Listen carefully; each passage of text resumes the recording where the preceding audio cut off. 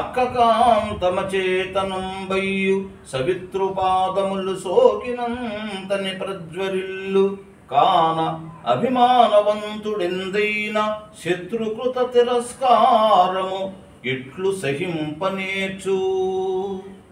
సూర్యకాంతమణి అచేతనమైనప్పటికీ సూర్యుని కిరణాలు సోకగానే మండిపోతుంది.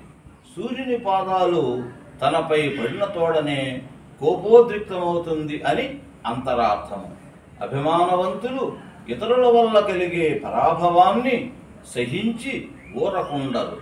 ముందు పద్యంలో మానశౌర్యాలు లేనివాడు గొప్పవాడు కాడు అనే విషయాన్ని మైనాకుణ్ణి దృష్టాంతంగా చెప్పి వివరించాడు. ఈ పద్యంలో అభిమానము కలవాడు సొంతైనా ఎలా పరుల తిరస్కారాన్ని వార్వజాలడో సూర్యకాంతమణిని దృష్టాంతంగా తీసుకుని నిరూపిస్తున్నాడు.